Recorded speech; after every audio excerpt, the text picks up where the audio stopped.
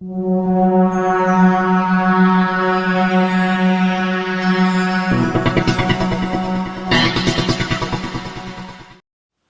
to the Nicholas 11x12 technology. Today we're looking at the famous Nikon D5100 DSLR camera. Before I move on, I'd like to thank the friend of the family once again for buying this camera and letting me review and test it before.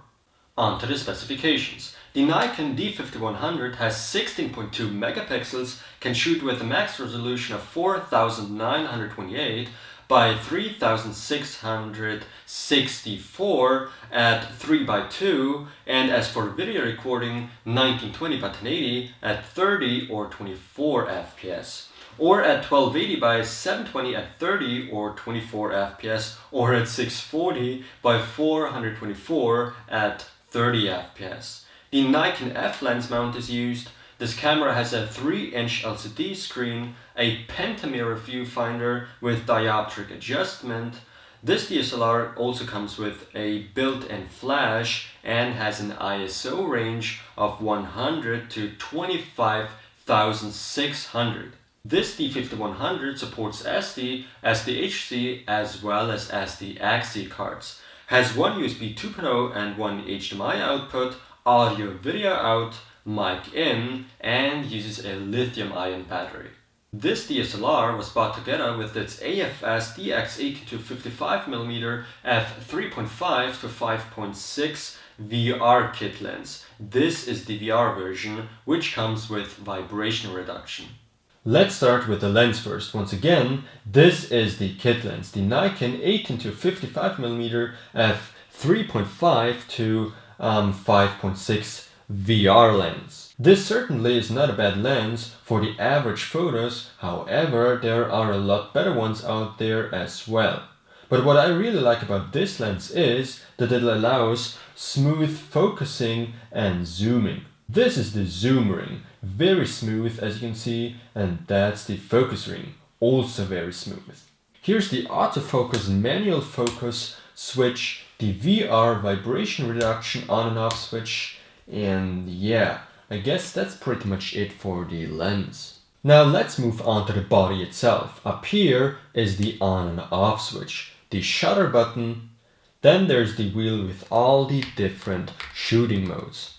The button with the red dot on it is the movie record button. Right here is the shutter scrolling wheel. This button is for the exposure, and when pressing this button down while scrolling with the shutter wheel, you'll change the aperture, in manual shooting mode of course. The info button will obviously bring up some shooting information. With this switch here, you'll switch between the setup screen and the live view mode. This I button will bring you to the setup screen with configurable settings. This is the AE AF lock button, which I've set to hold in the menu. The menu. To access it, press the menu button. The play button will bring you to your shot photos or recorded video. These are the navigation buttons, which you use for the menus as well as for the focusing square in the live view mode. The OK button is simply a confirmation button, but also is there to bring the focusing square back to the center. The magnifying glass with the plus in it is the digital zoom button for easier focusing. The magnifying glass with the minus in it will obviously zoom out again, but also kinda acts as a help function whenever a question mark appears in the live view mode. The trash can acts as the delete function. The FN/self-timer button on default is the 10-second self-timer shortcut, but you can assign different functions to it in the menu. I've assigned it for the ISO control. The button with the flash on it will obviously bring up the built-in flash. The big button is used to detach the lens. This D5100 comes with a 3-inch LCD, very angled screen for lots of flexibility. Up here is the viewfinder with the dioptric adjustment wheel. And up here is the hot shoe for external flashes or microphones. Under the DSLR is the tripod mount, the battery slot, and on the right is the card slot for either SD, as the HC or as the XC. But enough talking, let's take a look at the pictures and video recordings with this camera.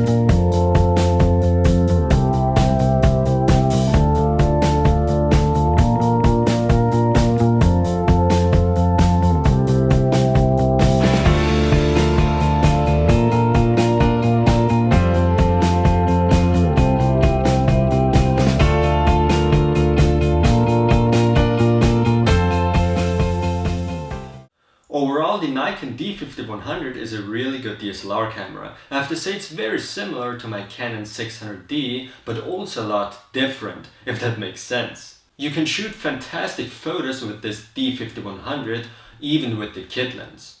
The flash unfortunately is a bit weak to what I'm used to on my Canon 600D, but where this Nikon D5100 really shines are the automatic functions. However, this D5100 really lacks manual control in the video mode, especially because you can't choose your own preferred ISO value, and it's also a lot harder to control the aperture.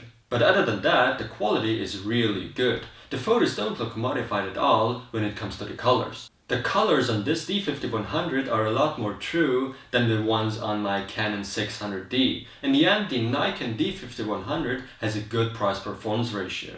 Pros are good price-performance ratio, very good image quality, good video quality, true colors, and very good auto features. As for the cons, no real-time live view mode preview, too weak built-in flash, and last but not least, it lacks manual control in video mode. But other than that, it's a great DSLR and I definitely recommend it. Thanks for watching, don't forget to subscribe and visit nicholas11x12techx.com to see videos there earlier than on YouTube.